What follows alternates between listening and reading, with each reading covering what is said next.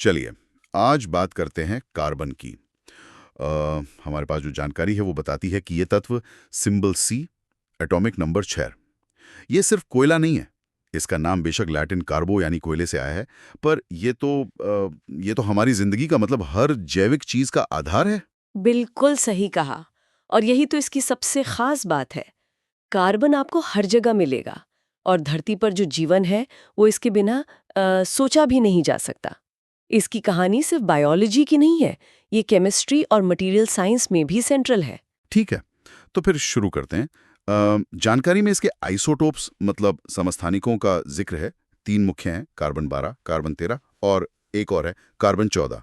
C11 और C13 तो stable हैं, पर ये C14 ये थोड़ा अलग है। हाँ, और यहीं से बात मजेदार हो जाती है। C14 जो है वो रेडियो एक्टिव है, मतलब वो धीरे धीरे बदलता रहता है, एनर्जी छोड़ता है। और इसकी यही प्रॉपर्टी, यही गुण इसे कमाल का टूल बनाता है, खासकर रेडियो कार्बन डेटिंग में। रेडियो कार्बन डेटिंग, हाँ सुना है इसके बारे में। मिल गई या हड्डियां। हजारों साल, ये तो कमाल है। मतलब जैसे बिना लिखी हुई तारीख की किताबें पढ़ रहे हों। ये वाकई हमें अतीत को समझने में गजब की मदद करता है। अच्छा, और इससे भी ज्यादा हैरान करने वाली चीज है कार्बन के अलग अलग रूप, जिन्हें हम एलोट्रोप्स कहते हैं। हाँ, अपर रूप। सोचिए ना, एक तरफ तो हीरा है, एकदम चमकीला, दुनिया की सबसे कठोर चीजों में से एक, और बिजली बिल्कुल नहीं कंडक्ट करता। और दूसरी तरफ है ग्रेफाइट, काला सा, एकदम नरम, परतें होती हैं उसमें, और वो बिजली का अच्छा सुचालक है। मतलब एक ही तत्व और इतने अलग रंग रूप, कैसे? इसका राज वो जुड़ा है एटम्स के अरेंजमेंट से, मतलब परमाणु कैसे जमे हुए हैं। हीरे में क्या होता है, हर कार्बन एटम 4 दूसरे कार्बन एटम से बहुत मजबूती से जुड़कर एक 3D नेटवर्क बनाता है। टेट्राहीड्रल कहते हैं इसे। इसी से उसे वो जबरदस्त हार्डनेस मिलती है। अच्छा, तो वो 3D वाला स्ट्रक्चर उसे कठोर बनाता है। हाँ, और ग्रेफाइट में उसमें एटम्स फ्लैट शीट्स मतलब सपाट परतों में अरेंज होते हैं। हर एटम अपनी परत में 3 और एटम्स से जुड़ा होता है। अब ये परतें एक दूसरे पर आसानी से फिसल सकती हैं, इसीलिए ग्रेफाइट इतना नरम होता है, पेंसिल की लीड की तरह निशान छोड़ता है। अच्छा, फिसलने वाली परतें। और हाँ, इन्हीं परतों के बीच इलेक्ट्रॉन आराम से घूम सकते हैं, इसीलिए वो बिजली कंडक्ट करता है। तो मतलब बस एटम्स के बैठने का तरीका बदला और सब कुछ बदल गया। कमाल का आर्किटेक्चर है ये तो, मॉलिक्यूलर लेवल पे। बिल्कुल सही पकड़ा आपने।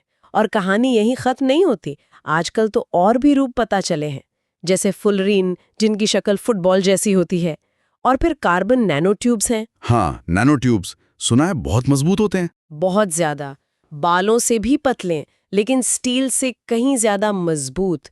इलेक्ट्रॉनिक्स और नए मटेरियल बनाने में इनका जबरदस्त पोटेंशियल है।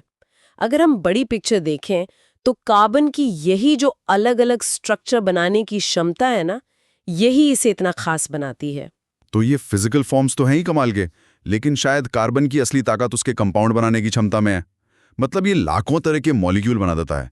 ये तो जैसे प्रकृति का लेगो ब्लॉक हो गया। अरे बिल्कुल, ऑर्गेनिक केमिस्ट्री का तो पूरा का पूरा फील्ड ही कार्बन की इसी बॉन्डिंग कैपेसिटी पे बेस्ड है। हमारे अपने शरीर में प्रोटीन, डीएनए, फैट्स, दवाइयाँ, प्लास्टिक, फ्यूल, सब इसी एक एलिमेंट के अलग-अलग खेल हैं। और सिर्फ ऑर्गेनिक ही नहीं। नहीं, सिर्फ ऑर्गेनिक क्यों, इनऑर्गेनिक कंपाउंड्स भी हैं, जैसे कार्बन डाइऑक्साइड CO2।